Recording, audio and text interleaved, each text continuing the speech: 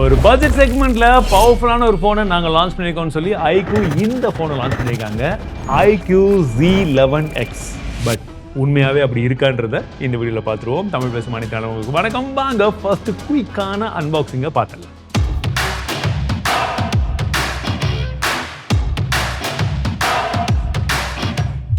இப்போ மொபைலை பார்த்தோன்னா ஃபர்ஸ்ட் இம்ப்ரெஷனில் இந்த கலர் எனக்கு பர்சனலி பிடிச்சிருக்கு. நம்ம ஏற்கனவே பார்த்து பழகின ஒரு கலருனாலுமே இது இன்னுமே சட்டிலாக போயிருக்காங்க. அதில் கொஞ்சம் கிராஸ் ஷேட்ஸ் எல்லாம் போட்டு லைட்டிங் எல்லாம் படும்போது கொஞ்சம் வித்தியாசமாக தெரியுது. ஆனால் ஃபோன் நல்ல பெரிய ஃபோன். இன்ஃபேக்ட் கையில் எடுக்கும் போது நல்ல கனமாக இருக்கிறதே வந்து தெரியும். எனக்கு தெரிஞ்சு 213-14 கிராம்னு நினைக்கிறேன். பட் ஆக்சுவலி 223 கிராம் இருக்கு. ஆனால் அதற்கு மிக முக்கியமான காரணம் இதில் இருக்கக்கூடியது சிலிக்கான் கார்பன் பேட்டரி கிடையாது, லித்தியம் அயன் பேட்டரி. மற்றபடி கையில் பிடிக்கிறதுக்கு இந்த கார்னர் ஸ்பின் பக்கமா மைல்டா வந்து கொஞ்சம் கர்வியா வந்து கொடுத்துருக்காங்க. நல்லா ரவுண்டட் கார்னர்ஸாகவும் இருக்கு.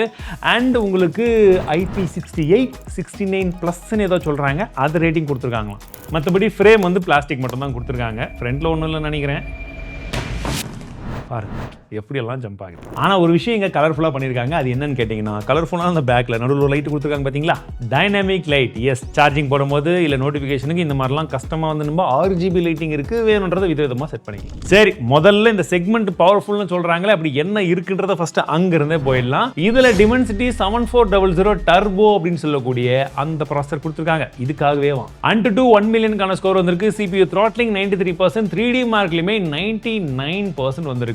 பெஸ்ட் லூப் ஸ்கோரே வந்து பார்த்தீங்கன்னா 1K கிட்ட தான். இந்த காம்பினேஷன் ஆஃப் ஸ்கோர் வரதுக்கான காரணம் நமக்கு LPDDR4X RAM type and UFS 3.1 storage டைப்பை இந்த செக்மெண்ட்லேயே கொண்டு வர்றது. பட் இதெல்லாம் பியூர் பெஞ்ச்மார்க்ஸ் தான். சரி, கேமிங்னு பார்க்கும்பொழுது ஃப்ரீ ஃபயர் விளையாடும் போது நல்லா இருக்கும்னு சொன்னாங்க. அதில் 120 FPS காமிச்சாலும் எங்களுக்கு 60 FPS சொன்ன மாதிரி தான் இருந்துச்சு. இது எல்லாத்துக்கும் ஃபிக்ஸ் பண்ணி ஏதாச்சும் ஒரு அப்டேட் சீக்கிரமாக கொண்டு வந்தாங்கன்னா நல்லா இருக்கும். ஸோ ஆன் பேப்பரில் பார்க்கும்போது பர்ஃபார்மன்ஸ் நல்லா தான் இருக்குது. பேட்டரின்னு பார்க்கும்போது நமக்கு 7200 mAh லித்தியம் அயன் பேட்டரி வந்து கொடுத்துருக்காங்க. அதுதான் அந்த கனமும். அண்ட் மற்றபடி 44 வாட்கான சார்ஜிங் சப்போர்ட்டுமே வருது. பைபாஸ் சார்ஜிங் வேற கொடுத்துருக்காங்க. ஸோ இந்த பேட்டரி எல்லாம் இன்னும் அழகாக டெஸ்ட் பண்ண வேண்டியது இருக்குது. ஏன்னா இந்த வீடியோ நம்ம iQOO கூட சேர்ந்து தான் ஒர்க் பண்ணிட்டு இருக்கோம். அதனால் இது விமர்சனம் கிடையாது. ஜஸ்ட் என்ன இருக்குது, அது எப்படி இருக்குன்ற எங்களோட டெஸ்டிங்கில் வந்தது அப்படியே இருக்கிற மாதிரி சொல்கிறேன். ஃபுல் ரிவ்யூ வேணுமான்றது கமெண்ட்ஸில் சொல்லுங்கள். இப்போ கேமரான்னு பார்க்கும்போது பிரைமரி கேமரா 50 மேப்ஸ்க்கான Sony IMX852 அப்படின்னு சொல்லக்கூடிய சென்சர். இரண்டாவதாக ஒரு 2 மேப்ஸ்க்கான பொக்கே கொடுத்துருக்காங்க. செல்ஃபி ஒரு 32 மேப்ஸ்க்கான கேமராவாக இருக்குது. உங்களுக்கு ரியர் அண்ட் ஃப்ரண்ட் ரெண்டுத்துலையுமே 4Kல வீடியோ எடுக்க முடியும்னு சொல்லியிருக்காங்க. ஆனால் எடுத்தால் எப்படி வருதுன்றத சாம்பிள் நான் உங்களுக்கு சைட் பை சைடு வச்சு காமிக்கிறேன். எது நல்லா இருக்குன்னு பாருங்கள். இந்த வீடியோ நம்ம 4K 30 FPS எடுத்துட்டு இருக்கோம். இதில் ஆடியோ கிளாரிட்டி, வீடியோ கிளாரிட்டிலாம் எப்படி இருக்கு பாருங்க. அப்படியே வாக் பண்ணுறேன், ஸ்டெபிலைசேஷன்லாம் எப்படி இருக்கு பாருங்க.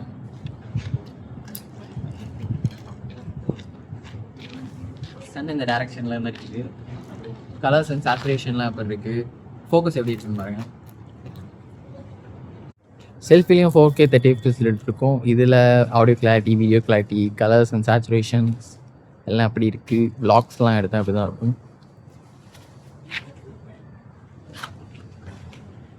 அண்ட் டியூவல் வியூ வீடியோக்கான ஆப்ஷனுமே வந்து இருக்குது. சரி, நம்ம எடுத்த சாம்பிள் இமேஜஸ் டே டைமில் எந்த மாதிரி இருக்குன்னு பார்த்துருக்கேன். ஸோ இனிஷியல் இம்ப்ரெஷன்ஸை பார்க்கும்போது ஓரளவுக்கு பரவாயில்லையா இருக்குது. டீட்டெயில்ஸ்லாம் நல்லா தான் இருக்குது. கொஞ்சம் சேச்சுரேஷன் அதிகமாக இருக்க மாதிரி தெரியுது. அண்ட் செல்ஃபியுமே வந்து பார்த்தீங்கன்னா இமேஜ் குவாலிட்டி ரியரை விட கலர்ஸ் எல்லாம் செல்ஃபியில் இன்னுமே நல்லா இருக்குது. டீட்டெயில்ஸுமே நல்லா இருக்குது. அண்ட் இது எல்லாமே இந்த பட்ஜெட் மனசில் வச்சு பார்க்கும்போது மட்டும்தான். மற்றபடி நமக்கு எரேசர் இதெல்லாம் இருக்குது. சரி, மற்ற UI ஃபீச்சர்ஸ்னா என்னப்பா இருக்குது அப்படின்னு சொல்லி கேட்குறவங்களுக்கு இதில் ஆரிஜின் OS வருதுன்றது உங்களுக்கே தெரிஞ்ச விஷயம் தான். இந்த செக்மெண்ட்டில் இதுதான் முதல் முறையாக கொண்டு வராங்களாம். ஆனால் என்னன்னா Android 16 மேலே வந்தாலும் 2 OS அப்டேட் 3 இயர்ஸ்க்கான செக்யூரிட்டி அப்டேட் தான் ப்ராமிஸ் பண்ணியிருக்காங்க. நமக்கு இன்னொரு வருஷம் 2 கிடைச்சிருந்தா மட்டும்தான் இந்த செக்மெண்ட்லேயே இருந்தாலும் அது ஓரளவுக்கு ஓகேன்னு சொல்லுவேன். மற்றபடி இருக்கக்கூடிய ஃபீச்சர்ஸ்னு பார்க்கும்போது ஆரிஜின் ஐலாண்ட் இருக்குது, டிராகன் கோ அந்த ஃபீச்சர் கொடுத்துருக்காங்க, பிரைவேட் ஸ்பேஸ் இருக்குது, AI creation, circle to search, டிஃபால்ட்டாக இருக்கக்கூடிய இந்த விஷயங்கள் எல்லாமே இருக்குது. சரி, மற்றபடி டிஸ்பிளே பார்த்தீங்கன்னா 6.76 இன்ச்சுக்கான 120 ஹெர்ட்ஸ்க்கான ரெஃப்ரெஷஸோட LCD டிஸ்பிளே தான் கொடுத்துருக்காங்க.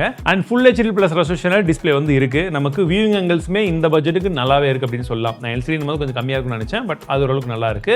கலர்ஸுமே ஓரளவுக்கு வந்து பாப்பப் ஆகுது. LCD டிஸ்பிளேவா மனசில் வச்சு பார்த்தாலுமே சரி. 1200 ஹெர்ட்ஸ்க்கான HBM வந்து இருக்கு. இண்டோர்ல பிரச்சனை கிடையாது. அவுட்டோர்லயுமே ஓரளவுக்கு யூசபிலிட்டி பரவாயில்ல. அண்ட் இதில் HDR-க்கான சப்போர்ட்டும் இல்லை. டியூவல் ஸ்டீரியோ ஸ்பீக்கர் கொடுத்துருக்காங்க. அண்ட் சவுண்டை ஏற்றி வச்சிங்கன்னா ஏற்றி போய்கிட்டே இருக்கலாம். 400% வரைக்குமா? அவ்வளோலாம் போகாதீங்க. 180 வரைக்கும் வைக்கும்போது மட்டும் ஓரளவுக்கு பரவாயில்ல. 400லாம் வச்சிங்கன்னா கீச் கீச்சிடணும். அண்ட் ரொம்ப நாளுக்கு அப்புறமா ஒரு சைட் மவுண்ட் ஃபிங்கர் பிரிண்ட்ஸ் வந்து கொடுத்துருக்காங்க. Wi-Fi 6 இருக்குது, Bluetooth 5.4 கொடுத்துருக்காங்க. IR பிரஸ்ட் இதுலேயுமே வந்து கிடையாது. 10 5G பேண்ட்ஸ் இருக்குது, USB 2.0 இருக்குது.